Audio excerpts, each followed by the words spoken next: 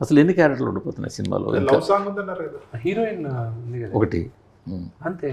Of course Madhubala గారు ఉన్నారు, ఆవిడది ఇంట్రడక్షన్ చేసాం మనం అంతా.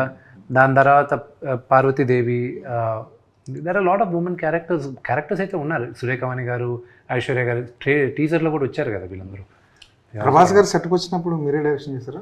నువ్వు డైరెక్టర్ కదండి, యాక్షన్ వరకు కొరియోగ్రాఫ్, డైరెక్టరే కదా. యాక్షన్ మీరు చేశారు కొరియోగ్రాఫ్ మొత్తం ఎన్ని సీక్వెన్సెస్ ఉంటాయి అన్ని?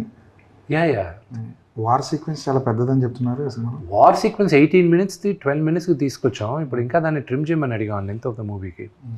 అది తగ్గదు, అది ఇంకా అది వెరీ కీలకమైన పాత్ర వార్ సీక్వెన్స్ మూవీలో.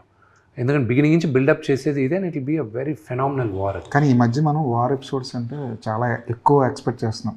బాహుబలి దగ్గర నుంచి మనం ఇంకా లార్జర్ దాన్ స్క్రీన్ చూస్తున్నాం కదా, ఆ స్టాండర్డ్స్కి ఎంతవరకు దగ్గరగా ఉంటుంది? మేబీ ఇదొక స్టాండర్డ్ రేజ్ చేస్తుందేమో. Let's hope, let's pray. We never, అంటే ఒక సినిమా చేసేటప్పుడు వీల్ నెవర్ ఎక్స్పెక్ట్ దట్ ఇది ఒక స్టాండర్డ్ రేజ్ చేస్తుందని ఎక్స్పెక్ట్ చేయం. అది జనాలు ఎంతగా కన్జ్యూమ్ చేస్తారో వాళ్ళు స్టాండర్డ్ సెట్ చేస్తారు. So I hope and pray వాళ్ళకి నచ్చి they will accept it as as a new trend. ఇక్కడ మీ సినిమాకి ఒక టఫ్ టాస్క్ నాకు అనిపిస్తుంది. ప్రభాస్ చివరిలో 15 minutes 20 minutes 30 minutes ఎంతసేపు ఉంటారు, లాస్ట్లో కదా ఉంటారు, లాస్ట్ దాని ముందు ఉంటారు కొద్దిగా ప్రీ క్లైమాక్స్ అనుకుందాం.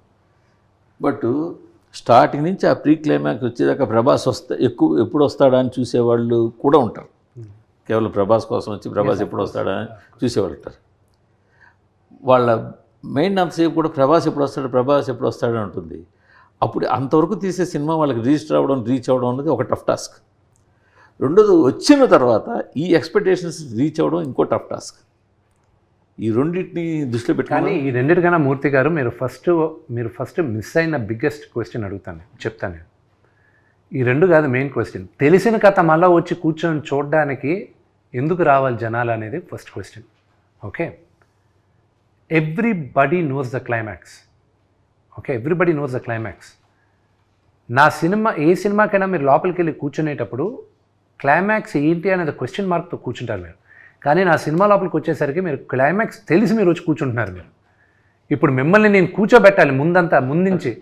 So I believe we wrote a very good script, and the fathers and emotion between Sarath Kumar గారు అండ్ మా 5 గూడాలు మేమందరం ఒకటయ్యేది, ఆ మెయిన్ ఫైట్, ఆ మెయిన్ విలన్ని ఎదిరించేది, ఆల్ దట్ విల్ బి. గూడాలు ఫైట్ అనగానే మనం రీసెంట్గా సూర్య సినిమా ఒకటి వచ్చింది, దాంట్లో కూడా కంగువా అందులో కూడా ఆ కాన్సెప్ట్ ఉంది కదా. కంగువాది it's a fight between each other. ఆ స్టోరీ 5 గూడాలు ఉంటాయి కదా, ఆధిపత్యం.